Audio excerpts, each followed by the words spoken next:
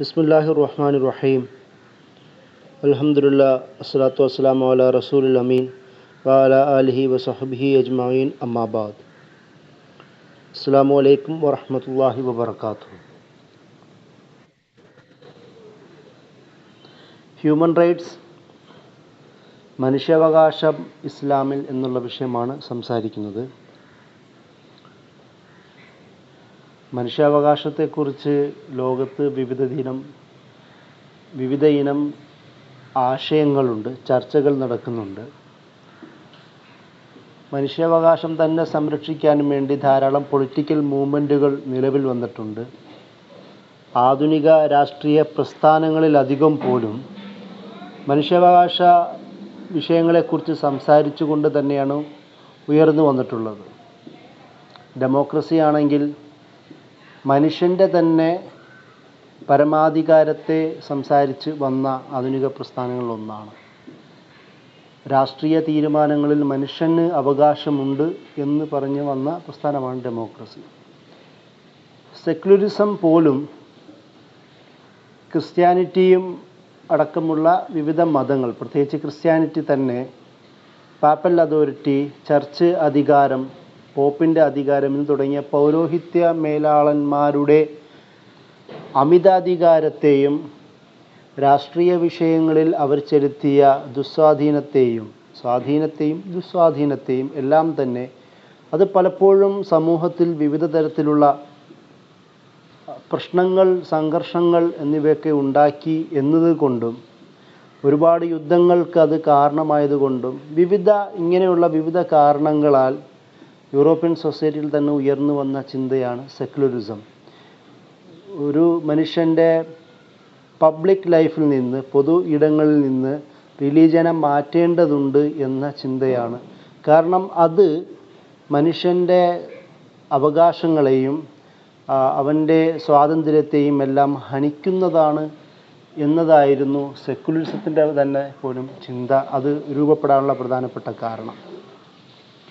Liberalism പോലുള്ള പുതിയ ചിന്തകളും എല്ലാം മനുഷ്യൻ കൂടുതൽ ലിബറലായി ജീവിക്കേണ്ടതാണ്, സ്വാഭാവികമായും സമൂഹത്തിലുണ്ടാക്കപ്പെട്ട പല വ്യവസ്ഥകളും അവനെ കൂടുതൽ കുടിസതയിലേക്ക് നയിക്കുന്നതാണ്, അത് തുറസായ വളരെ ഓപ്പണായ ഒരു ജീവിതം, സ്വാതന്ത്ര്യം മനുഷ്യന് നൽകുന്നില്ല എന്ന് പറഞ്ഞു വന്ന ചിന്തകളാണ് ലിബറലിസത്തിൻ്റെയും പുറകിലുള്ളത്.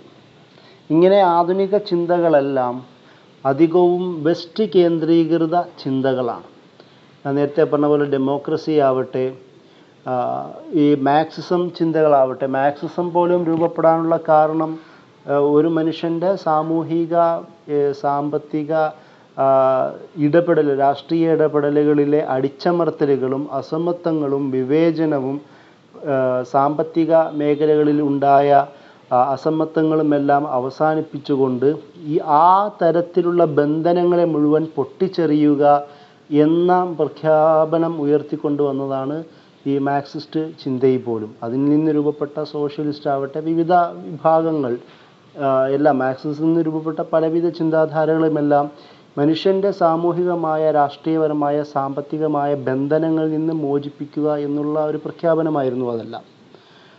അതുപോലെ മാർക്സിസം, സോഷ്യലിസം, പിന്നെ ഡെമോക്രസി, അതുപോലെ ലിബറലിസം, ഇങ്ങനെ നിരവധി വെസ്റ്റേൺ ചിന്തകൾ അധികവും മനുഷ്യൻ്റെ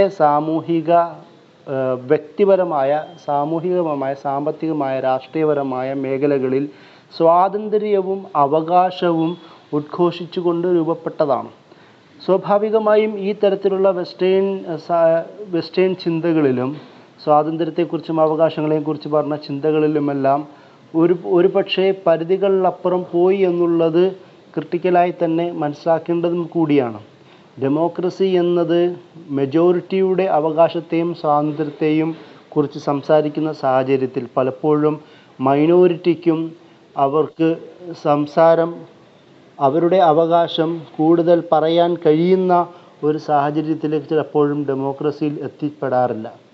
ലിബറൽ വാല്യൂസിനെ കുറിച്ച് പറയുമ്പോൾ പോലും സാധാരണ മറ്റുള്ളവരുടെ അവകാശങ്ങളെയും സ്വാതന്ത്ര്യത്തെയും ഹനിക്കുവാൻ പലപ്പോഴും ലിബറലിസം തന്നെ കാരണമാവാറുണ്ട്.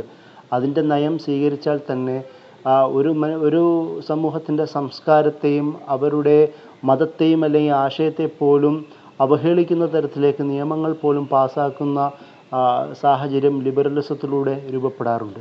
സെക്യുലറിസം എന്നത് സ്വാതന്ത്ര്യത്തിനു വേണ്ടിയും മതത്തിനു വേണ്ടിയും തന്നെ രൂപപ്പെട്ടതാണെങ്കിൽ പോലും അത് സ്വാഭാവികമായും മനുഷ്യർ എന്ന വൈവിധ്യം നിറഞ്ഞ സമൂഹത്തിൻ്റെ സംസ്കാരത്തെയും അവകാശത്തെയും എല്ലാം അവരുടെ മതകീയമായ ഏത് തരത്തിലുള്ള ആശയത്തെ പോലും വേണ്ടത്ര പരിഗണന കൊടുക്കാതെ അവിടെയും മെജോറിറ്റിയുടെ താല്പര്യം അല്ലെങ്കിൽ ഭരണകർത്താവിൻ്റെ താല്പര്യം മാത്രം നടപ്പിലാക്കുന്ന സംവിധാനമാണ് സെക്കുലറിസത്തിൽ നമുക്ക് കാണുവാൻ കഴിയുന്നത്. അങ്ങനെ മാർക്സിസം ആണെങ്കിൽ പോലും മാർക്സിസ്റ്റ് ചിന്തകൾ നടപ്പിലാക്കിയ രാഷ്ട്രങ്ങളിലെ കൂട്ടക്കൊലകളെക്കുറിച്ചും മനുഷ്യാവകാശ ദംശനങ്ങളെക്കുറിച്ചും നമുക്ക് വ്യക്തമായി അറിയുന്ന വസ്തുതകളാണ്. ഈ ഒരു തരത്തിൽ വെസ്റ്റേൺ ചിന്ത ഒരുപക്ഷെ അത് രൂപപ്പെട്ട സാഹചര്യത്തിൽ അവിടെ ഉണ്ടായിരുന്ന മനുഷ്യാവകാശ ദംശനങ്ങൾക്ക് ഒരു ബദൽ എന്ന നിലയിലാണ് പല ചിന്തകളും വന്നതെങ്കിൽ പോലും അതിൻ്റെ ഒരു എസ്റ്റാബ്ലിഷ്മെൻറ്റ്, അതിനെ ഒരു നടപ്പിലാക്കൽ നിയമവശങ്ങളിലേക്ക് കൊണ്ടുവരുന്നതോടുകൂടി രാഷ്ട്രീയ അധികാരം ലഭിക്കുന്നതോടുകൂടി ഇതെല്ലാം അവരുടെ തന്നെ സ്വേച്ഛാധിപത്യ, അവരുടെ തന്നെ ഏകാധിപത്യ, ടോട്ടാലിറ്റേറിയൻ നിലപാടുകൾ വ്യക്തമാവുന്നതും നമുക്ക് കാണുവാൻ കഴിയും. ഈ ഒരു പശ്ചാത്തലത്തിലാണ് ഹ്യൂമൻ റൈറ്റ്സിനെ കുറിച്ചും നമ്മൾ സംസാരിക്കുന്നത്. ഹ്യൂമൻ റൈറ്റ്സുമായി ബന്ധപ്പെട്ട വിവിധ ചിന്തകളുണ്ട്. ഇന്ത്യയിലെ തന്നെ ഇന്ത്യൻ ഭരണഘടന തന്നെ അംഗീകരിക്കുന്ന പ്രധാനപ്പെട്ട അടിസ്ഥാന സംഭവങ്ങളെയും നമുക്ക് ഇതിൽ ചർച്ച ചെയ്യാം.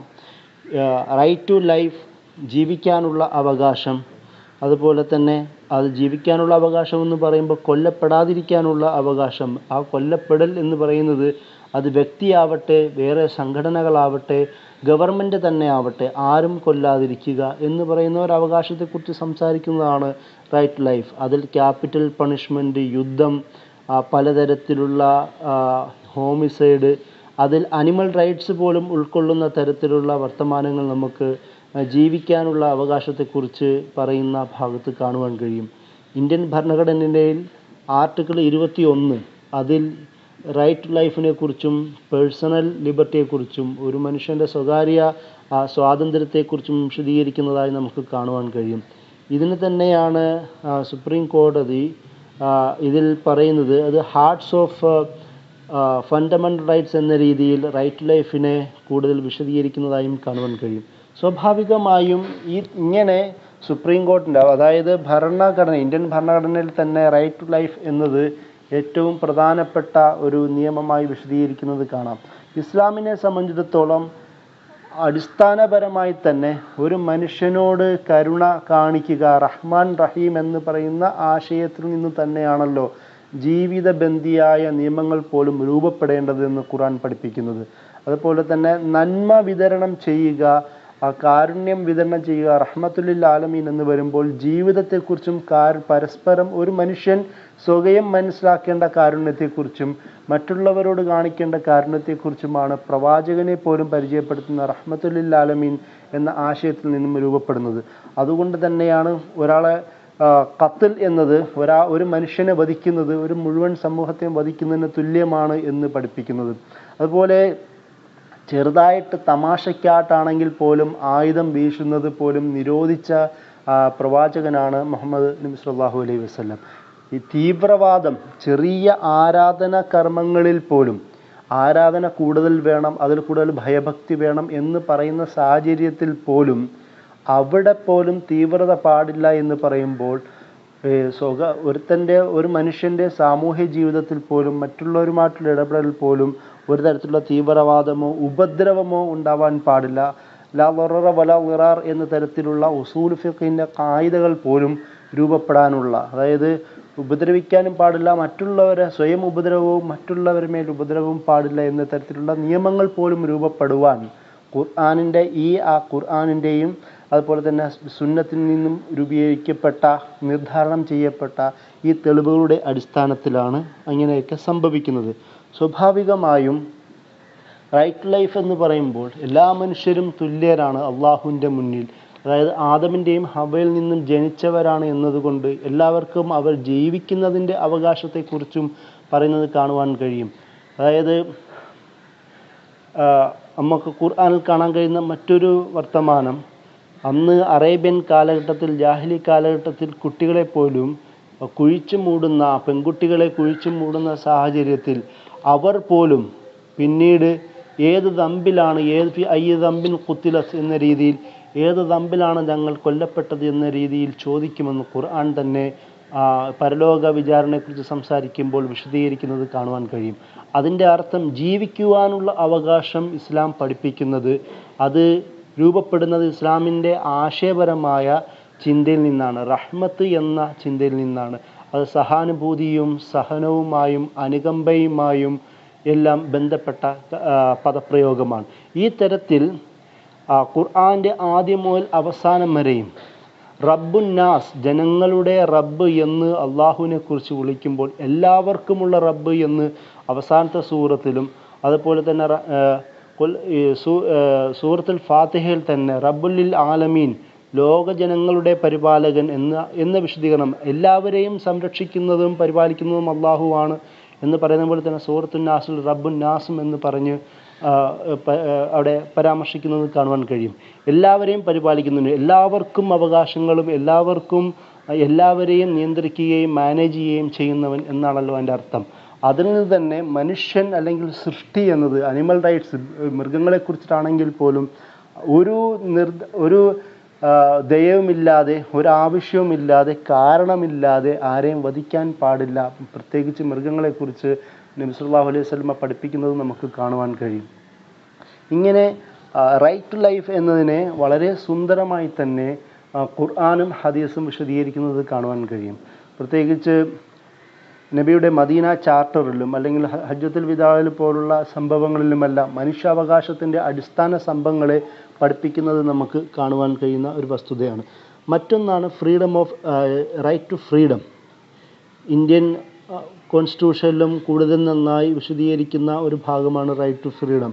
ഒരു മനുഷ്യൻ്റെ ഒരു സ്വാതന്ത്ര്യത്തെക്കുറിച്ചും അവൻ്റെ വിവിധ തരത്തിലുള്ള സ്വാതന്ത്ര്യത്തെ നമുക്കറിയാം. അത് സ്പീച്ചിങ്ങിനാവട്ടെ, സംസാരിക്കുന്നതാവട്ടെ, ഒരാളുടെ അഭിപ്രായം ആവിഷ്കാര പ്രകടനമാവട്ടെ, ഒരാളുടെ ചലനങ്ങളാവട്ടെ, ഒരാളുടെ മൂവ്മെൻ്റ് ആവട്ടെ, അല്ലെങ്കിൽ വിവിധ തരത്തിലുള്ള അസോസിയേഷൻ രൂപീകരിക്കുന്നതാവട്ടെ, ഏതെങ്കിലും ജോലി ചെയ്യുന്നതാവട്ടെ, സമ്പാദിക്കുന്നതാവട്ടെ, താമസത്തെക്കുറിച്ചിട്ടുള്ള സ്വാതന്ത്ര്യമാവട്ടെ, വിവിധ തരത്തിലുള്ള സ്വാതന്ത്ര്യത്തെക്കുറിച്ച് ഇൻ്റർനാഷണൽ ലോയും ഇന്ത്യൻ ഭരണഘടനയും വിശദീകരിക്കുന്നത് നമുക്ക് കാണുവാൻ കഴിയും. ഈ തരത്തിലുള്ള സകലവിധ ഫ്രീഡവും സംരക്ഷിച്ച് നിർത്തുക അല്ലെങ്കിൽ അത് ലഭിക്കുക എന്നത് ഒരു മനുഷ്യനെ സംബന്ധിച്ചിടത്തോളം അനിവാര്യമായ അടിസ്ഥാന ഘടകങ്ങളിൽ പെട്ട അവകാശങ്ങളിൽ ഒന്നാണ്.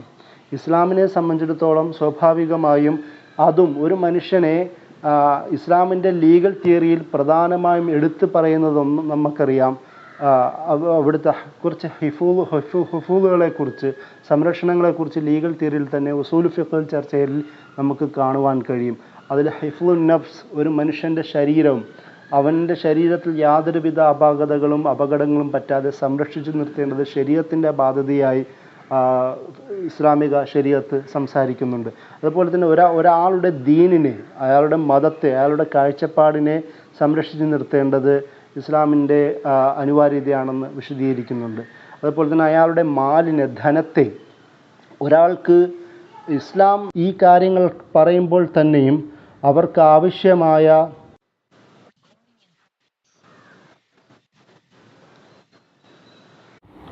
ഹിഫ്ളുൽ മാലിനെ കുറിച്ച് സംസാരിക്കുമ്പോൾ ഒരു മനുഷ്യൻ്റെ സമ്പത്ത് സ്വരൂപിക്കുന്ന രീതി എന്നതെല്ലാം ഇസ്ലാമിൽ ക്രൈറ്റീരിയകൾ പാലിച്ചുകൊണ്ട്, ഹലാലിൻ്റെ മാർഗം സ്വീകരിച്ചുകൊണ്ട്, അതായത് ഒരാളിൽ നിന്ന് പിടിച്ചെടുക്കലോ അല്ലെങ്കിൽ ഒരാളെ ഉപദ്രവിച്ചുകൊണ്ട് ഒരാൾ കച്ചവടത്തിൽ ഏറ്റക്കുറവുകൾ വരുത്തിക്കൊണ്ടിട്ടുള്ള രീതികൾ സ്വീകരിക്കുകയോ ഒന്നും അല്ലാതെ നേരായ മാർഗത്തിൽ, നേരായ രീതിയിൽ സമ്പത്ത് ഒരുമിച്ച് കൂട്ടുന്നത്, സമ്പാദിക്കുന്നത് ഇസ്ലാമിനെ സംബന്ധിച്ചിടത്തോളം അനുവദനീയ മാർഗമാണ് എന്ന് മാത്രമല്ല പ്രോത്സാഹനവും കൂടി ഇസ്ലാം നൽകുന്നതായി നമുക്ക് കാണുവാൻ കഴിയും.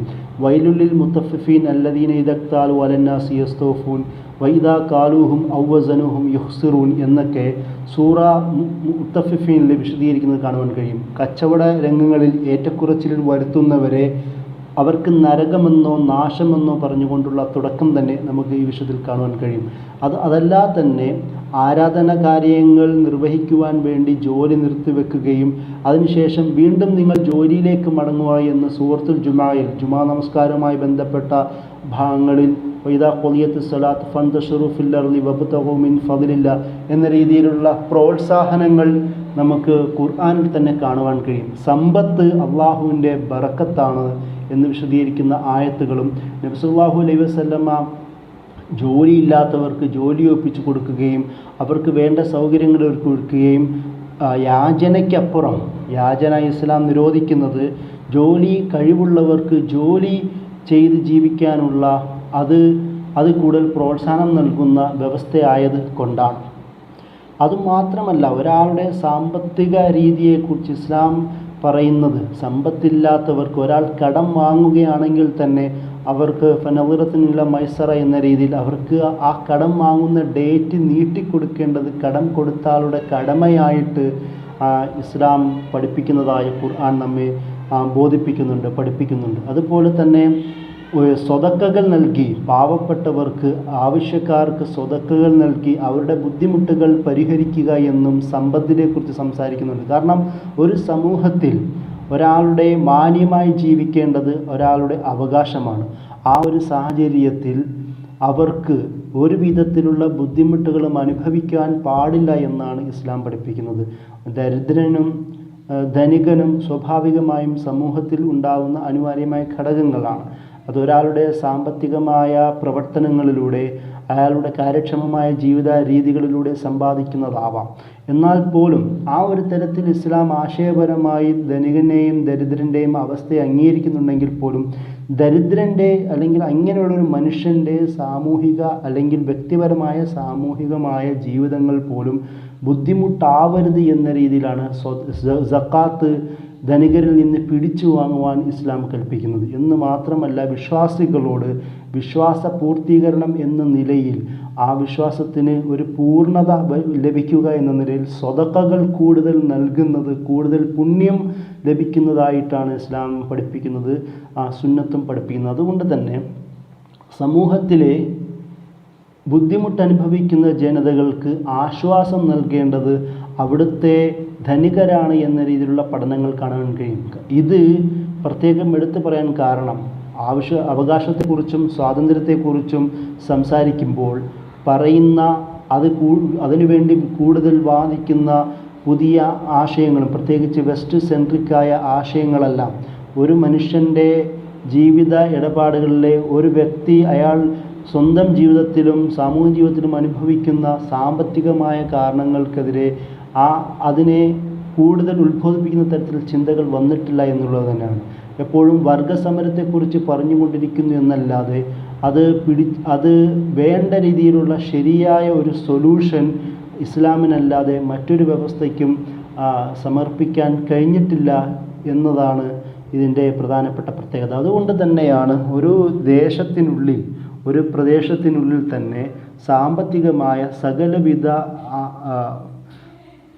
അനുവാദവും സകലവിധ സ്വാതന്ത്ര്യവും അവകാശവും ഒരു മനുഷ്യന് ലഭിക്കേണ്ടത് അനിവാര്യമാണെന്ന് പറയുന്നു. ഇതിനോട് കൂടി ചേർത്തുകൊണ്ടാണ് ഒരാളുടെ പണമുണ്ടെങ്കിൽ അയാൾ നിന്ന് പിടിച്ചു വാങ്ങുവാൻ കഴിയുകയില്ല എന്ന് ഖുർആനിൽ തന്നെ നമുക്ക് പല ഭാഗത്തും കാണുവാൻ കഴിയും. ഒരാളിൽ നിന്ന് പിടിച്ചു വാങ്ങുക, അയാളെ അതിക്രമിച്ചു കൊണ്ടെടുക്കുക, പ്രത്യേകിച്ച് യതീം മക്കളെക്കുറിച്ച് കൊണ്ട് അനാഥ ബാലന്മാരെക്കുറിച്ച് കൊണ്ട് പറയുന്ന ആ ഖുർആൻ്റെ ആദ്യ സൂറത്തുകളിലെല്ലാം ഇത് കൂടുതൽ എടുത്തു പറയുന്നതായി കാണുവാൻ കഴിയും. ദരിദ്രരിൽ നിന്ന് അവരുടെ അല്ലെങ്കിൽ അനാഥരിൽ നിന്ന് ദരിദ്രരിൽ നിന്ന് ഉള്ളത് പോലും പിടിച്ചു വാങ്ങുന്ന തരത്തിലുള്ള സാമ്പത്തിക അതിക്രമങ്ങളെ ഇസ്ലാം ഹറാമാക്കി കൽപ്പിച്ചത് പോലും ഇസ്ലാമിൽ ഒരു മനുഷ്യൻ്റെ സാമ്പത്തികമായ സ്വാതന്ത്ര്യത്തെയും അവകാശത്തെയും കുറിച്ച് കൂടുതൽ ഊന്നിപ്പറയുന്നത് കൊണ്ടാണ്. അതുപോലെ തന്നെയാണ് അവൻ്റെ അയാൾക്ക് ലഭിക്കുന്ന യശസ്സ്, അതുപോലെ തന്നെ ഇറള്, അഭിമാന സംരക്ഷണം, നെസ്ല്, അയാളുടെ കുടുംബത്തിൻ്റെയും ഒക്കെ സംരക്ഷണം എല്ലാം ഖുർആനിൽ ഏറ്റവും കൂടുതൽ എടുത്തു പറയുന്നത് ഇസ്ലാമിക ഫിഖ്ഹിൽ ഉസൂലുൽ ഫിഖ്ഹിൽ തന്നെ കൂടുതൽ പറയുന്നത് മനുഷ്യൻ്റെ അവകാശത്തെ സംരക്ഷിച്ച് നിർത്തേണ്ട അതിൻ്റെ പ്രാധാന്യത്തെ പറയുന്നത് കൊണ്ടാണ്. അതിൻ്റെ കൂടെ തന്നെയാണ് ഉസൂലുൽ ഫിഖ് ചർച്ച ചെയ്യുന്നത് നീതിയെക്കുറിച്ച്. നീതിയെക്കുറിച്ചും അതിൻ്റെ സ്ഥാപനത്തെക്കുറിച്ചും. കാരണം ഒരു മനുഷ്യന് ലഭിക്കേണ്ട നീതിയിലൂടെ അവൻ്റെ ജീവിതത്തിലുണ്ടാവുന്ന സകല പ്രശ്നങ്ങൾക്കും പരിഹാരം നീതിയുടെ സംസ്ഥാപനത്തിലൂടെ സാധ്യമാകുമെന്നുള്ള.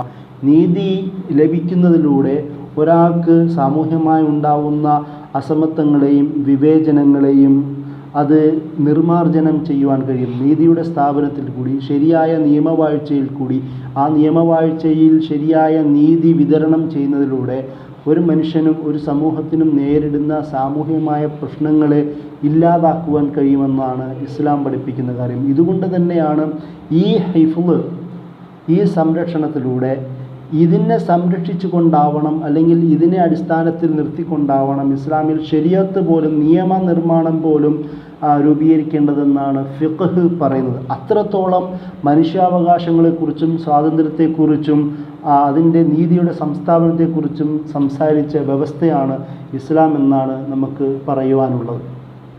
അതുപോലെ തന്നെ ഹ്യൂമൻ റൈറ്റ്സ് ചർച്ചകളിൽ ഏറ്റവും കൂടുതൽ ചർച്ച ചെയ്യപ്പെടുന്ന പദമാണ് റൈറ്റ് ടു ഈക്വാലിറ്റി, അല്ലെങ്കിൽ ഈക്വാലിറ്റി എന്നതുപോലെ തന്നെ ഈക്വിറ്റി. ഈക്വാലിറ്റി ഒരു സമൂഹത്തിൻ്റെ പൊതുവായ വിഷയങ്ങളിൽ നീതി, നേരത്തെ പറഞ്ഞതുപോലെ നീതിയുടെ വിതരണത്തിൽ, നീതി സ്ഥാപിക്കുന്നതിലും അതുപോലെ സാമ്പത്തികമായ ഉച്ചനീചത്വങ്ങൾ ഇല്ലാതിരിക്കുന്നതിനുമെല്ലാം ഈ ഈക്വാലിറ്റി അനിവാര്യമാണ്. മനുഷ്യർക്കിടയിൽ എല്ലാവരെയും ഒരുപോലെ കാണുക എന്നുള്ളത് ഈക്വാലിറ്റിയുടെ ഭാഗമാണ്. അതുകൊണ്ട് തന്നെയാണ് ഖുർആനിൽ മനുഷ്യരെ തന്നെ അള്ളാഹുവിൻ്റെ ആയത്തുകളുടെ ദൃഷ്ടാന്തങ്ങളായിട്ടാണ് പരിചയപ്പെടുത്തുന്നത് പോലും. ഇന്നാ ഖലഖ്നാകും മിൻ ദക്കരിൻ വ ഉൻസ എന്ന് പറയുമ്പോൾ തന്നെ അള്ളാഹു ഒരു മനുഷ്യനിൽ നിന്നും ഒരു സ്ത്രീയിൽ നിന്നുമാണ് നിങ്ങളെ നാം സൃഷ്ടിച്ചതെന്ന് പറയുമ്പോൾ തന്നെ മനുഷ്യന്മാർക്കിടയിലുള്ള ആ ഈക്വാലിറ്റിയെക്കുറിച്ചിട്ടാണ് അള്ളാഹു സംസാരിക്കുന്നത്. അതുപോലെ തന്നെ അള്ളാഹു മുഴുവൻ മനുഷ്യ സമൂഹത്തിനെയും വലഖദ് കറംനാ ബനി ആദം എന്ന് പറയുന്നു, എല്ലാവരെയും നാം ആദരിച്ചിരിക്കുന്നു. ഈ എല്ലാവർക്കും ആദരവ് കിട്ടിയത് കൊണ്ട് തന്നെ, അതുപോലെ തന്നെ എല്ലാവരെയും ഒരുപോലെ ഒരാണിൻ്റെയും ഒരു പെണ്ണിൻ്റെയും മക്കളായി കാണുന്നത് തന്നെ ഇസ്ലാമിൻ്റെ സമത്വവുമായി ബന്ധപ്പെട്ട ചർച്ചകളാണ്. ഇവിടെ ആൺ പെൺ ജെൻഡറുകൾക്കിടയിലുള്ള സമത്വത്തെക്കുറിച്ചല്ല പറയുന്നത്, അവിടെ ഈക്വിറ്റിയാണ്, തുല്യനീതിയെക്കുറിച്ചും ആണ് നമ്മൾ സംസാരിക്കുന്നത്. ഈക്വിറ്റിയും ഈക്വാലിറ്റിയും വ്യത്യാസപ്പെടുന്നത് അവിടെയാണ്. അതായത് അവസര സമത്വം, എല്ലാവർക്കും സാഹചര്യങ്ങൾക്കനുസരിച്ചിട്ട് അവർക്ക് വേണ്ട നീതി അവർക്ക് ലഭ്യമാവുക. ആർക്കാണോ കൂടുതൽ വർക്ക് ചെയ്യുന്നത് അയാൾക്ക് കൂടുതൽ നീതി, കൂടുതൽ അവകാശങ്ങൾ ലഭിക്കുക. അതായത് ഒരാളുടെ പ്രവർത്തനത്തിൻ്റെ അടിസ്ഥാനത്തിലുള്ള നീതിയും പ്രതിഫലവുമാണ് ലഭിക്കേണ്ടത്. ഒരാളുടെ പൊസിഷൻ അനുസരിച്ച്, പൊസിഷൻ എന്ന് പറയുമ്പോൾ സാമൂഹിക രാഷ്ട്രീയ മേഖലയിൽ ഉണ്ടാകുന്ന ഹയറാർക്കിനെ കുറിച്ചിട്ടല്ല പറയുന്നത്. എല്ലാവർക്കും അവരുടേതായ നീതി ലഭിക്കണം. അതുകൊണ്ട് തന്നെയാണ് ഈക്വാലിറ്റിയിൽ നിന്ന് വേറിട്ട് നിൽക്കുന്നതും നമുക്ക് കാണുവാൻ കഴിയുന്ന ഒരു വസ്തുതയാണ്. ഇതും ഇന്ത്യൻ ഭരണഘടനയിലെ ആർട്ടിക്കിൾ 14, 18 ഭാഗത്തും ഈക്വാലിറ്റിയെക്കുറിച്ചും വിശദീകരിക്കുന്നതായി നമുക്ക് കാണുവാൻ കഴിയും.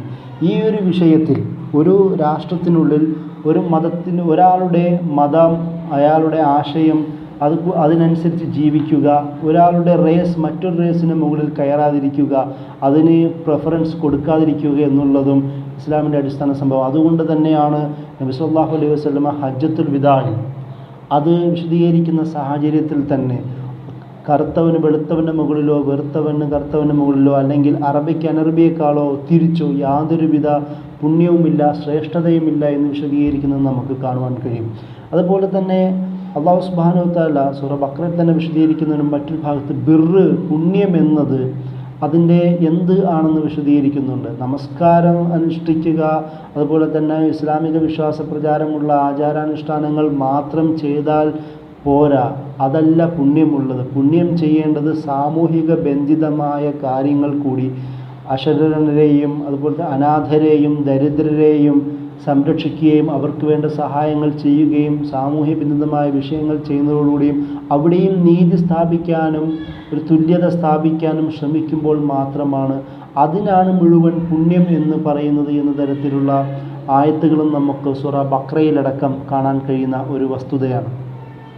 ആ ഒരു ഭാഗത്ത് തന്നെയാണ് ഖുർആനും അതുപോലെ തന്നെ പൊതുവായി തന്നെ ഈ ഡിസ്ക്രിമിനേഷനെക്കുറിച്ചും സംസാരിക്കുന്നത് കാണുവാൻ കഴിയും. ഒരു തരത്തിലുള്ള വിവേചനവും പാടില്ല എന്ന് പൊതുവായി ഇൻ്റർനാഷണൽ ലോയും ഇന്ത്യൻ ഭരണഘടനയും ആർട്ടിക്കിൾ 14 പറയുന്നത് നമുക്ക് കാണുവാൻ കഴിയും. അത് വംശത്തിൻ്റെ ആവട്ടെ, നിറത്തിൻ്റെതാവട്ടെ, മതത്തിൻ്റെതാവട്ടെ, ലൈംഗികതയുടെ അടിസ്ഥാനത്തിലാവട്ടെ, അല്ലെങ്കിൽ ഏതെങ്കിലും ഒറിജിനിൻ്റെ വിഷയത്തിലുമാവട്ടെ, അവൻ്റെ ആ ഒരു തരത്തിലുള്ള യാതൊരുവിധ വിവേചനവും പാടില്ല എന്നാണ് ആർട്ടിക്കിൾ 14 പ്രൊട്ടക്ഷൻ അഗെയിൻസ്റ്റ് ഡിസ്ക്രിമിനേഷൻ എന്ന പോയിന്റിൽ വിശദീകരിക്കുന്നത് നമുക്ക് കാണുവാൻ കഴിയും. ഇസ്ലാമിനെ സംബന്ധിച്ചിടത്തോളം ഇതിനേക്കാളും കൂടുതൽ ഒരു സ്വാതന്ത്ര്യം, അതുപോലെ തന്നെ പ്രൊട്ടക്ഷൻ, സംരക്ഷണം ഒരുക്കുന്നതും നമുക്ക് കാണുവാൻ കഴിയും. പൊതുവേ അവകാശവാദങ്ങൾ ഉള്ളപ്പോൾ തന്നെ ഈ നിയമവാഴ്ച ദുർബലമാവുന്നതോടുകൂടി തന്നെ ഏറ്റവും വലിയ ഡെമോക്രാറ്റിക് സ്റ്റേറ്റായ ഇന്ത്യയിൽ പോലും സംഭവിക്കുന്നത് മനുഷ്യാവകാശ ദംശനങ്ങളെക്കുറിച്ചും ഈ വിവേചനങ്ങളെക്കുറിച്ചുമുള്ള ചർച്ചകൾ നമുക്ക് കാണുവാൻ കഴിയും. എന്നാൽ ഇസ്ലാം ആശയപരമായി തന്നെ നബി സല്ലല്ലാഹു അലൈഹി വസല്ലമയും ഖുലഫാ റാഷിദുകളും കാണിച്ചു തന്ന ചരിത്രമുണ്ട്. ഡിസ്ക്രിമിനേഷൻ ഒരിക്കലും പാടില്ല. ആ നിറത്തിൻ്റെ പേരിലാണോ, അല്ലെങ്കിൽ ഏതെങ്കിലും വംശകുലത്തിൻ്റെ പേരിലാണോ, സാമ്പത്തികമായ മേൽത്തട്ട് കീഴ്ത്തട്ടിൻ്റെ ചർച്ചകളാണോ, ഒരു തരത്തിലുമുള്ള ഡിസ്ക്രിമിനേഷൻ പാടില്ല എന്ന്, വിവേചനം പാടില്ല എന്ന് ഇസ്ലാം പഠിപ്പിക്കുന്നതായി നമുക്ക് കാണാം. അത് ഒരുപാട് ഉദാഹരണം. ബിലാൽ റളിയല്ലാഹു അൻഹു എന്നെ കറുത്തവൻ്റെ മകനെ എന്ന് അബൂദർ ഗിഫാരി വിളിക്കുമ്പോൾ ഇന്നക ഇംറുഉൻ ഫീക്കൽ ജാഹിലിയ, നിൻ്റെ മനസ്സിൽ ഇപ്പോഴും ജാഹിലിയത്താണ് ഉള്ളത് എന്ന് ആ കറുത്ത വർണ്ണ വിവേചനത്തെക്കുറിച്ചുള്ള വാക്കിനെ പോലും ജാഹിലിയത്ത് എന്നുള്ള പദത്തിലേക്ക് ചേർത്തുകൊണ്ടാണ് നബി സല്ലല്ലാഹു അലൈഹി വസല്ലമ അവരെ അബൂദർ ഗിഫാരി റളിയല്ലാഹു അൻഹുവിനെ തിരുത്താൻ ശ്രമിക്കുന്നത്. അതുതന്നെയാണ് ഹജ്ജത്തുൽ വിദായിൽ പറഞ്ഞത്. ഒരു തരത്തിലുള്ള കറുപ്പ് വെറുപ്പ് ഡിഫറൻസുമില്ലാതെ, വിവേചനമില്ലാതെ ഇസ്ലാമിൻ്റെ മുന്നിൽ, ഇസ്ലാമിൻ്റെ കൺസെപ്റ്റിൽ തഖ്വ മാത്രമാണ് അതിൻ്റെ പ്രാമുഖ്യം എന്ന രീതിയിലും വിശദീകരിക്കുന്നത് നമുക്ക് കാണുവാൻ കഴിയും. നിരവധി സൂറത്തുകൾ ഈ സാമൂഹിക ബന്ധിതമായ ഒരു മനുഷ്യൻ്റെ സാമൂഹിക ഇടപെടലെക്കുറിച്ചും സംരക്ഷണത്തെക്കുറിച്ചും അവകാശങ്ങളെക്കുറിച്ചും നിരവധി സൂറത്തുകൾ പറയുന്നത് ഖുർആൻ നമുക്ക് കാണുവാൻ കഴിയും. സൂറ ഹുജറാത്ത് പോലും ഒരു സമൂഹത്തിലുണ്ടാകുന്ന പ്രശ്നങ്ങളെയും ആ സമൂഹത്തിലുണ്ടാകുന്ന പ്രശ്നങ്ങളെ എങ്ങനെ സമീപിക്കണമെന്ന് പഠിപ്പിക്കുന്ന പ്രധാനപ്പെട്ട സൂറത്തുകളിൽ ഒന്നാണ് സൂറ ഹുജറാത്ത്.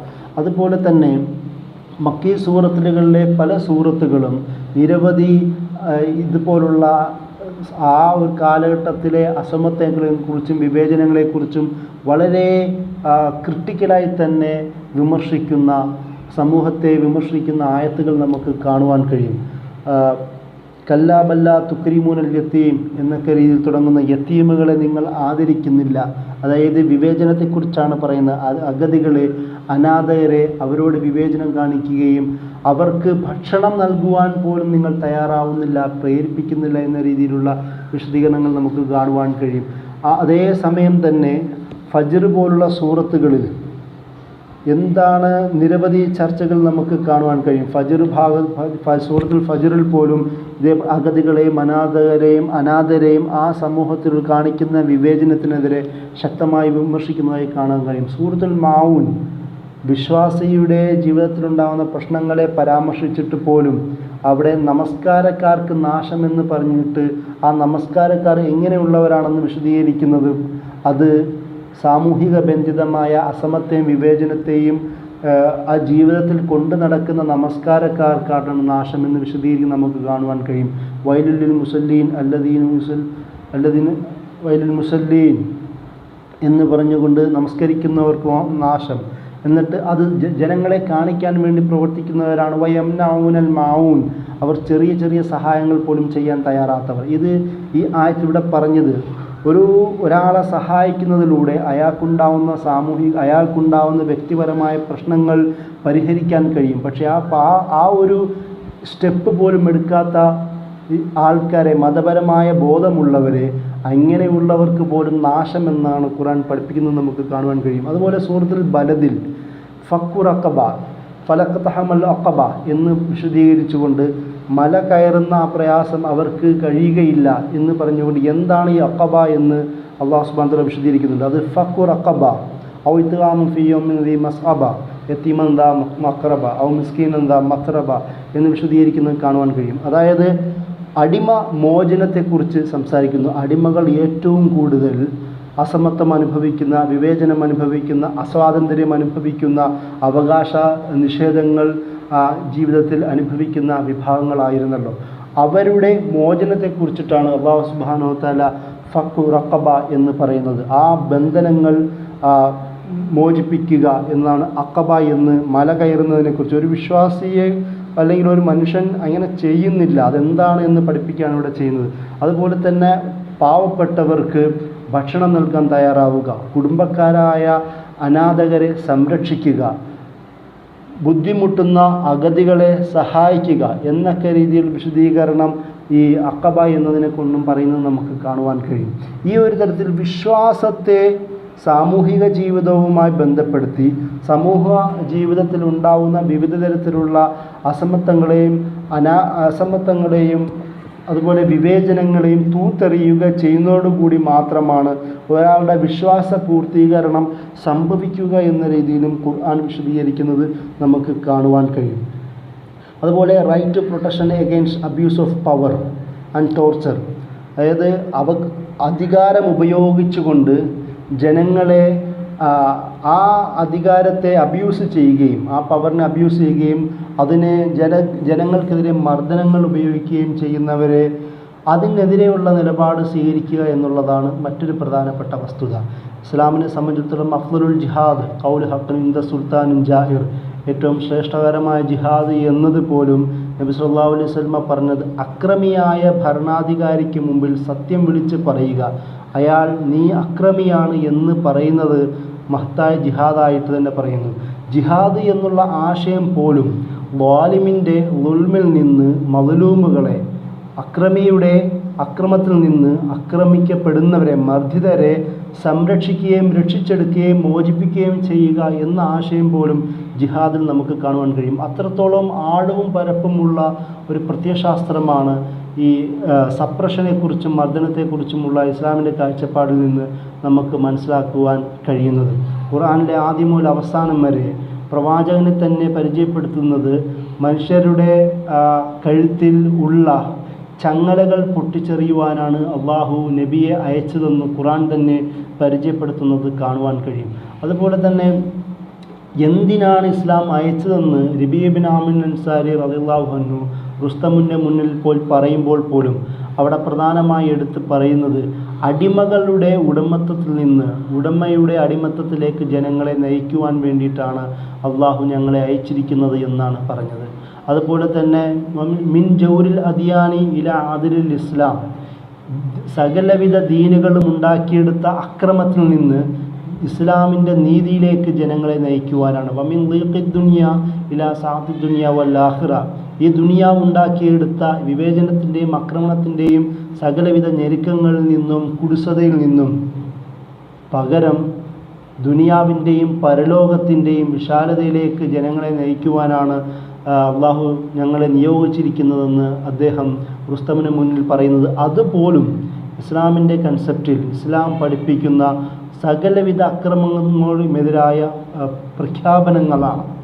അതുപോലെ തന്നെ നബി സല്ലല്ലാഹു അലൈഹി വസല്ലമ അദ്ദേഹത്തിൻ്റെ സഹാബികളെ പല ഭാഗത്തേക്ക് അയക്കുമ്പോൾ പറയുന്നത് ബഷിറ വലാ തുനഫിറ, യസ്സിറ വലാ തുഅസ്സിറ, ബഷിറ വലാ തുനഫിറ, പ്രയാസങ്ങൾ ഉണ്ടാക്കാതിരിക്കുക, ജനങ്ങൾക്ക് മേൽ സമ്മർദ്ദങ്ങൾ അധികം ചെലുത്താതിരിക്കുക, അവരെ ബുദ്ധിമുട്ടിലാക്കാതിരിക്കുക, അവർക്ക് നിങ്ങൾ എളുപ്പമാക്കി കൊടുക്കുക, അവർക്ക് സന്തോഷവർത്തമാനങ്ങൾ നൽകുക, സന്തോഷങ്ങൾ നൽകുക, അവരെ നിങ്ങൾ വെറുപ്പിക്കാതിരിക്കുക. ഒരു തരത്തിലുമുള്ള ബുദ്ധിമുട്ട്, ഒരു തരത്തിലുമുള്ള ടോർച്ചർ, അബ്യൂസ് ഒരാളുടെ മേലും ചെലുത്തുവാൻ ഇസ്ലാം അനുവദിക്കുന്നില്ല. ലാ ഇക്റാഹ ഫിദ്ദീൻ, ഒരു തരത്തിലുമുള്ള ബലപ്രയോഗം ഇസ്ലാം പറയില്ല. ലസ്ത അലൈഹിം ബിമുസൈത്തിർ എന്ന രീതിയിലുള്ള അവർക്ക് മേലുള്ള ഒരു ശക്തി പ്രയോഗിക്കാൻ താങ്കൾക്ക് കഴിയുകയില്ല എന്ന് അള്ളാഹു പറയുന്നതും വിവിധ ഭാഗങ്ങളിലൂടെ അള്ളാഹു സുബ്ഹാനഹു വ തആല ഈ ആയത്തുകൾ കാണാൻ അള്ളാഹു തന്നെ ഒരു മനുഷ്യനെ സംബന്ധിച്ചിടത്തോളം അവന് കഴിവുള്ളതാണ് ഏൽപ്പിക്കുന്നത്, കഴിവില്ലാത്തത് അവനെ ലാ യുകല്ലിഫുല്ലാഹു നഫ്സൻ ഇല്ലാ വുസ്അഹ.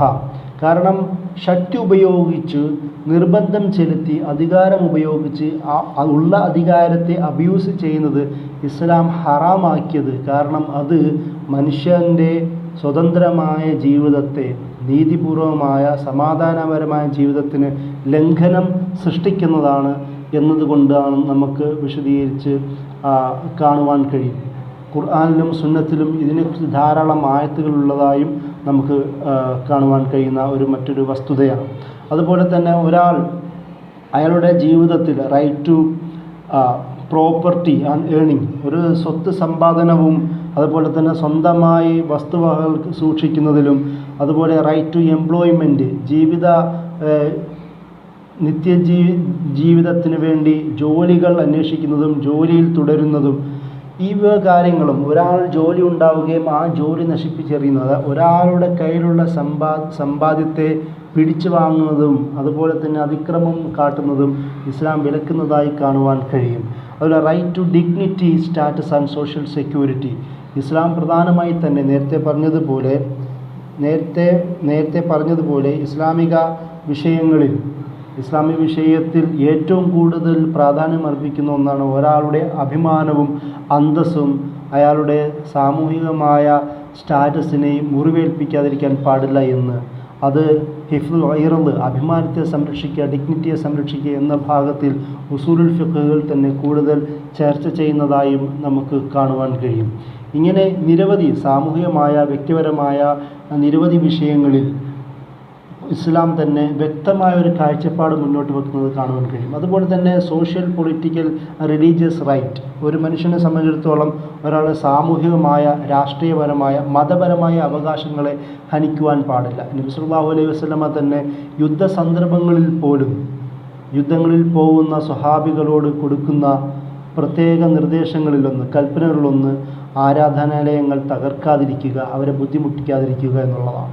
അതുപോലെ തന്നെ പരിശുദ്ധ ഖുർആനിൽ തന്നെ പറയുന്നത്, അള്ളാഹു അല്ലാത്ത വിളിച്ച് പ്രാർത്ഥിക്കുന്നവരെ നിങ്ങൾ അധിക്ഷേപിക്കാതില്ല. വലാ തസ്ബുല്ലദീന യദഊന മിൻ ദൂനില്ലാഹി എന്ന രീതിയിൽ നമുക്ക് കാണുവാൻ കഴിയും. അള്ളാഹു അല്ലാത്തവരെ വിളിച്ച് പ്രാർത്ഥിക്കുന്നവരെ അധിക്ഷേപിക്കാതിരിക്കുക. നമുക്ക് ക്രിട്ടിക്കലി, ഒരു വിശ്വാസിയെ സംബന്ധിച്ചിടത്തോളം അതിനെ ക്രിട്ടിക്കലി അനാലിസിസ് ചെയ്യാം, അവരോട് സംവാദങ്ങൾ നടത്താം. പക്ഷേ അധിക്ഷേപം ഉള്ള പദപ്രയോഗങ്ങൾ പോലും ഉപയോഗിക്കുന്നതിൽ നിന്ന് വിശ്വാസി വിലക്കുന്നതായും ഇസ്ലാം, ഖുർആൻ ചെയ്യുന്നത് നമുക്ക് കാണുവാൻ കഴിയുന്ന ഒരു വസ്തുതയാണ്. അതുപോലെ തന്നെ റൈറ്റ് ടു അസൈലം, അഭയം തേടുക, ഇസ്ലാമിൻ്റെ ഏറ്റവും പ്രധാനപ്പെട്ട വസ്തുത അത് അമ്ന് സംരക്ഷിക്കുന്നു എന്നുള്ളതാണ്. അതുകൊണ്ട് തന്നെയാണ് സൂറ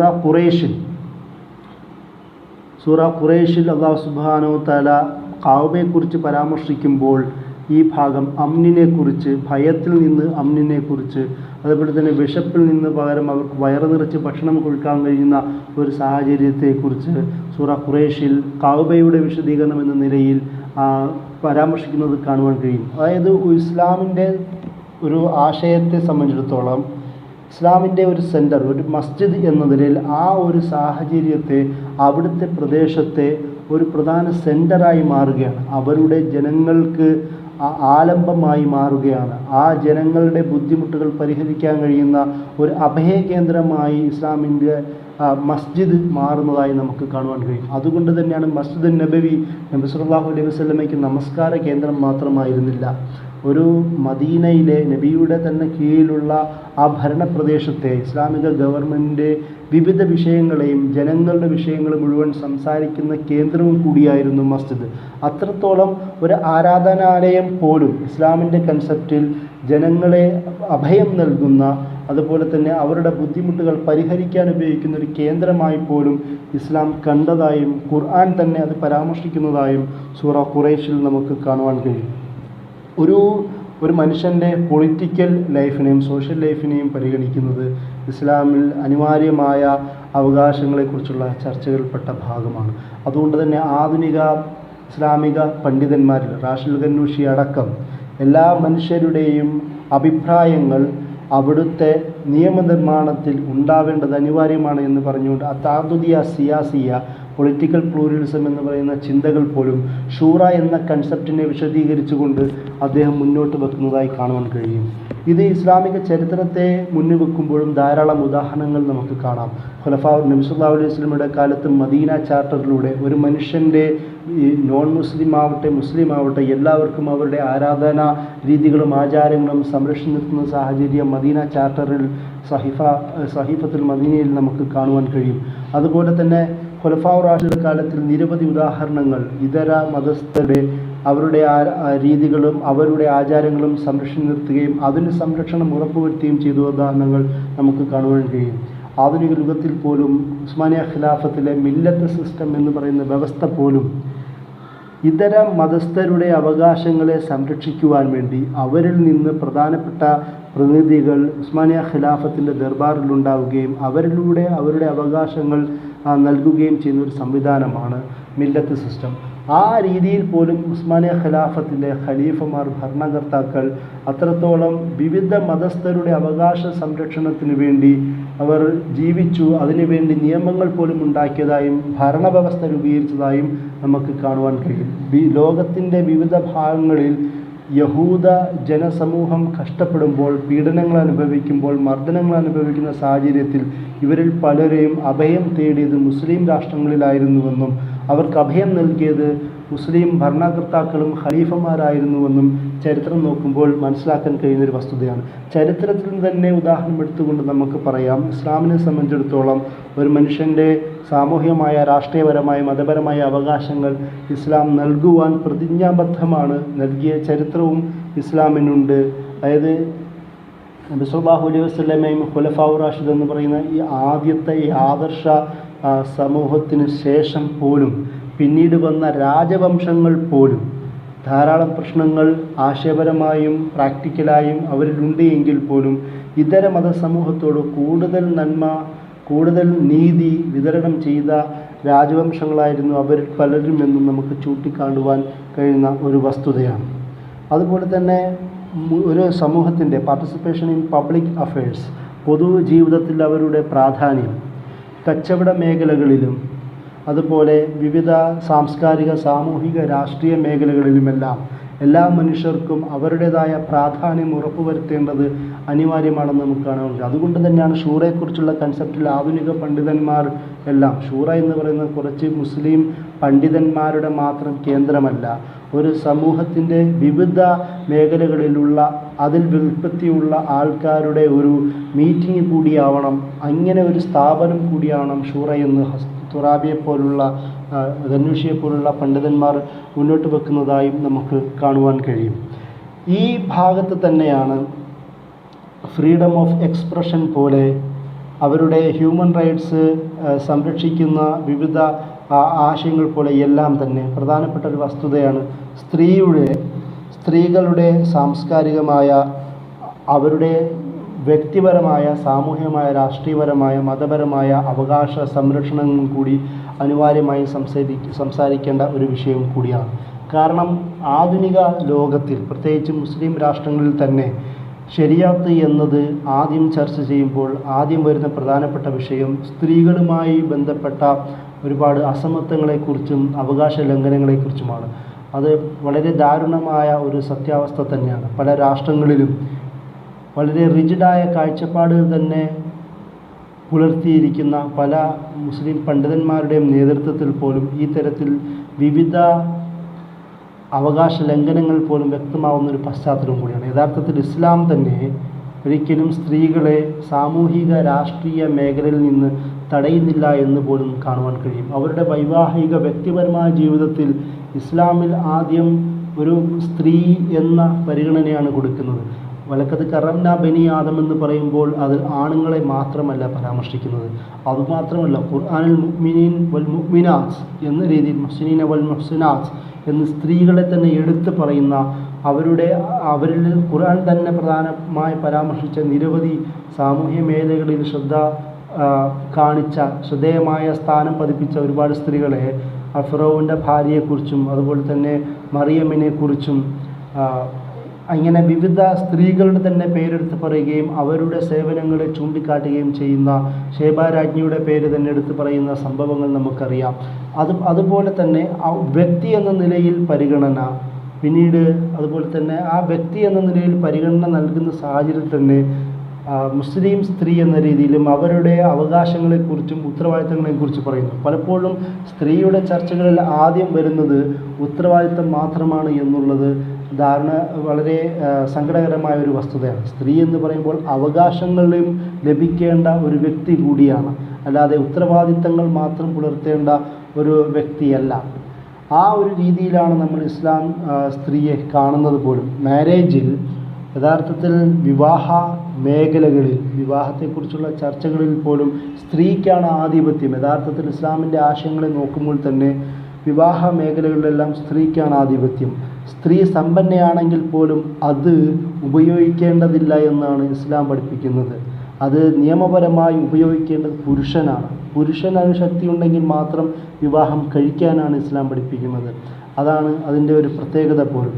പിന്നീട് സ്ത്രീ സ്വാഭാവികമായും അതൊരു മവദ്ദത്തിൻ്റെയും റഹ്മത്തിൻ്റെയും മേഖല ആയതുകൊണ്ട്, കാരുണ്യത്തിൻ്റെയും പ്രണയത്തിൻ്റെയും മേഖല ആയതുകൊണ്ട് കൊടുക്കൽ വാങ്ങലുകൾ നൽകാമെന്നതുകൊണ്ട് അത് ചെയ്യാം. അത് വേറൊരു കാര്യമാണ്, അത് സ്നേഹത്തിൻ്റെ പ്രകടനമാണ്. പക്ഷേ നിയമപരമായി ഭർത്താവാണ് സ്ത്രീയുടെ, ഭാര്യയുടെ, പത്നിയുടെ സകലവിധ അവകാശങ്ങളും സംരക്ഷിക്കേണ്ടതെന്നാണ് ഇസ്ലാം പഠിപ്പിക്കുന്നത്. അതുപോലെ തന്നെ എഡ്യൂക്കേഷനുമായി ബന്ധപ്പെട്ട സ്ത്രീയുടെ അവകാശം, തൊലബൽ ഇൽമി ഫരീദത്തുൻ അലാ കുല്ലി മുസ്ലിമത്തിൻ വ മുസ്ലിമ, എല്ലാ മുസ്ലിമായ ആണിനും പെണ്ണിനും ഇൽമ് എന്നത് അത് അന്വേഷിക്കൽ, അത് നേടിയെടുക്കൽ, വിദ്യാഭ്യസിക്കൽ ഫരീദത്തായി, ഫർളായി, വളരെ അനിവാര്യമായ നിർബന്ധിത കടമയായിക്കൊണ്ട് നബി സല്ലല്ലാഹു അലൈഹി വസല്ലം പഠിപ്പിക്കുന്നത് നമുക്ക് കാണുവാൻ കഴിയും. ഇപ്പോൾ സ്വാഭാവികമായും പല മേഖലകളിൽ സ്ത്രീകളെ വിദ്യാഭ്യാസത്തിൽ നിന്ന് തടഞ്ഞ ഒരു ചരിത്രം നമുക്കറിയാം. അതിൽ നിന്ന് മാറി മുസ്ലിം സമൂഹത്തിലുണ്ടായ പരിഷ്കരണ പ്രസ്ഥാനങ്ങളുടെ ഫലമായി സ്ത്രീകൾ തന്നെ വിദ്യാഭ്യാസ മേഖലകളിൽ വർദ്ധിക്കുന്നതും കാണുവാൻ കഴിയും. എന്നാൽ പോലും മുസ്ലിം ലോകത്തിൻ്റെ വിവിധ ഭാഗങ്ങളിൽ സ്ത്രീകൾക്ക് വിദ്യാഭ്യാസിക്കുന്നതിലും അവരുടെ പൊതുമേഖല ഇടപെടലുകളിലും ഈ തരത്തിലുള്ള ഒരു വിവേചനം ഉണ്ടാവുന്നത് ശരിയായ ഇസ്ലാമിക ആശയങ്ങളെക്കുറിച്ചിട്ടുള്ള ധാരണ ഇല്ലാത്തത് കൊണ്ടാണ് എന്ന് തന്നെ പറയേണ്ടി വരും. അതുപോലെ തന്നെ ഒരു സ്ത്രീയുടെ റൈറ്റ് ടു പ്രൈവസി, അവരുടെ സ്വകാര്യ മേഖലകളിൽ കടന്നു ചെന്ന് അവരെ ഉപദ്രവിക്കുന്നത് ഇസ്ലാം ഹറാമാക്കിയിരിക്കും. വലാ തജസ്സസു എന്നത് ആണിനോട് മാത്രം പറയുന്നതല്ല. ആണിൻ്റെ കാര്യത്തെ വലാ തജസ്സസു വലാ യഗ്തബ് ബഅ്ദുകും ബഅ്ദ, സൂറ ഹുജറാത്തിൽ സ്ത്രീകളെ തന്നെ എടുത്തു പറഞ്ഞുകൊണ്ട് പരദൂഷണം പറയരുത് എന്ന് പറയുമ്പോൾ അത് മറ്റൊരു സ്ത്രീയുടെ ജീവിതത്തിൽ കടന്നു കയറാൻ പാടില്ല എന്നൊരു ആശയം കൂടി അവിടുന്ന് വരുന്നതായി നമുക്ക് കാണുവാൻ കഴിയും. ഒരു മനുഷ്യൻ, ഒരു മുസ്ലിം അല്ലെങ്കിൽ ഒരു മനുഷ്യൻ എന്ന നിലയിലാണ് ഖുർആൻ ഈ അവകാശങ്ങളെക്കുറിച്ച് സംസാരിക്കുമ്പോൾ പറയുന്നത്. അതല്ലാതെ സ്ത്രീ അല്ലെങ്കിൽ പുരുഷൻ എന്ന് പറയുന്ന വിവേചനം അവിടെ നമുക്ക് കാണുവാൻ കഴിയുകയില്ല. അതുപോലെയാണ് റൈറ്റ് ടു ഇൻഹെറിറ്റൻസ് എന്ന ചർച്ചകളിൽ പോലും ആധുനിക സമൂഹത്തിൽ അവരുടെ അനന്തരാവകാശങ്ങളും അല്ലെങ്കിൽ വോട്ടവകാശം പോലും ഈയടുത്താണ് പല യൂറോപ്യൻ രാഷ്ട്രങ്ങളും നൽകിയതായി നമുക്ക് കാണുവാൻ. എന്നാൽ സ്ത്രീകളുടെ ഇസ്ലാമിക ചരിത്രത്തിൽ യുദ്ധം ചെയ്ത സ്ത്രീകളുടെ, യുദ്ധ സാഹചര്യത്തിൽ കൂടെ പോയ സ്ത്രീകളുടെ, ആയിഷ റളിയല്ലാഹു അൻഹ അടക്കം, ഖദീജ റളിയല്ലാഹു അൻഹ അടക്കം, നബി സല്ലല്ലാഹു അലൈഹി വസല്ലമയുടെ ആദ്യ ഭാര്യയായ ഖദീജ റളിയല്ലാഹു അൻഹ അടക്കം നിരവധി സ്ത്രീകൾ ഇസ്ലാമിക ലോകത്ത് നേതൃത്വം നൽകിയതായി നമുക്ക് കാണുവാൻ കഴിയും. നബി സല്ലല്ലാഹു അലൈഹി വസല്ലമ നബിയായി തീരുന്നതിന് ശേഷവും ഖദീജയുടെ ജോലിക്കാരനായിട്ട്, ഖദീജയുടെ അവരുടെ വ്യവസായങ്ങളുടെ, കച്ചവടങ്ങളുടെ മാനേജറായി ജോലി ചെയ്യുന്നതായി നമുക്ക് കാണുവാൻ കഴിയും. സ്വാഭാവികമായും ഖദീജ റളിയല്ലാഹു അൻഹയുടെ ജീവിത ചരിത്രം തന്നെ ഇസ്ലാമിൻ്റെ കൺസെപ്റ്റിൽ ഒരു സ്ത്രീ എങ്ങനെ ജീവിക്കണമെന്നും എത്രത്തോളം സാമൂഹിക രാഷ്ട്രീയ മേഖലകളിൽ അവർക്ക് ഇടപെടാമെന്നുമുള്ള നല്ലൊരു ഉദാഹരണം നൽകുന്ന ചരിത്രമാണ്. ഇങ്ങനെ സ്ത്രീകളുടെ സാമൂഹികമാവട്ടെ, അവരുടെ രാഷ്ട്രീയപരമാവട്ടെ, വ്യക്തിപരമായ മേന്മകളാവട്ടെ, എല്ലാ കാര്യത്തിലും ഇസ്ലാം നൽകുന്ന അവരുടെ അവകാശങ്ങൾ ഒരുപക്ഷെ മറ്റൊരു ഇസങ്ങളും മറ്റൊരു പ്രത്യയശാസ്ത്രങ്ങളും മറ്റൊരു മതങ്ങളും നൽകുന്നില്ല എന്നതും വളരെ പ്രസ്താവ്യമായ കാര്യമാണ്. ഒരുപക്ഷെ അവകാശങ്ങളുടെ പേരിൽ അല്ലെങ്കിൽ അവരുടെ ആവിഷ്കാര പ്രകടനങ്ങളുടെ പേരിൽ എല്ലാ ചങ്ങലകളും പൊട്ടിച്ചെറിഞ്ഞുകൊണ്ട് അവർക്ക് അവകാശം നൽകുക എന്ന് പറയുന്ന പല പുതിയ വ്യവസ്ഥകൾ പോലും യഥാർത്ഥത്തിൽ സ്ത്രീകളെ ചങ്ങലക്ക് തന്നെ ഇടുകയാണ് എന്നുള്ളതാണ് നമുക്ക് കാണുന്നത്. ലിബറലിസം പോലുള്ള പുതിയ ചിന്തകളെല്ലാം സ്ത്രീകൾക്ക് സ്വാതന്ത്ര്യം നൽകുക എന്ന പേരിൽ യഥാർത്ഥത്തിൽ മനുഷ്യരുടെ, പ്രത്യേകിച്ച് ആണുങ്ങളുടെ കണ്ണിലെ അവർക്ക് പരസ്യപ്പലകയാക്കി മാറ്റുന്ന ഒരു സാഹചര്യത്തിലേക്കും പോകുന്നു. ഒരു മനുഷ്യൻ സ്വാഭാവികമായും എല്ലാ സമൂഹത്തിലും ജീവിക്കേണ്ട മോറൽ, എത്തിക്കൽ അടിസ്ഥാനങ്ങളുണ്ട്. ഇതിനെ സംരക്ഷിച്ച് നിർത്താനല്ലാതെ ഒരു സമൂഹത്തിന് അവരുടേതായ ശരിയായ നീതി ലഭിക്കുകയില്ല, സമത്വം ലഭിക്കുകയില്ല, വിവേചനരഹിതമായ ഒരു സാഹചര്യം ലഭിക്കുകയില്ല. എന്നാൽ ഈ ഇസ്ലാം പഠിപ്പിക്കുന്ന ഈ മൊറാലിറ്റി, അതുപോലെ തന്നെ ഈ എത്തിക്കൽ വാല്യൂസ് കീപ്പ് ചെയ്തില്ല എങ്കിൽ സ്വാഭാവികമായും അതിൽ നിന്നും ഉണ്ടാവുന്ന നിരവധി വിവേചനങ്ങളും കൂടി പ്രകടമാണ്. ഇതുകൊണ്ട് തന്നെയാണ് ഇസ്ലാം ജാഹിലിയത്ത് എന്നുള്ള പരാമർശം തന്നെ ഖുർആനിൽ പരാമർശിക്കുന്നത്. അവിടെ തബറുൽ ജാഹിലിയ, ഒരു അസാൻമാർഗികമായ ജീവിത വ്യവസ്ഥയെ ചൂണ്ടിക്കാട്ടുന്നുണ്ട്. കാരണം അത് ഒരിക്കലും നീതിപൂർവമാവുകയില്ല. ഒരാൾക്ക് ഈ തബറുൽ ജാഹിലിയ എന്നത് അസാൻമാർഗികമായ ജീവിതം ചെയ്യുന്ന ആൾക്ക് സന്തോഷമാണെങ്കിലും അത് ചിലപ്പോൾ പീഡിതരായ, ആ മാർഗത്തിൽ പീഡിതരായ വേറെയും ഒരുപാട് പേര് ഉണ്ടാവും.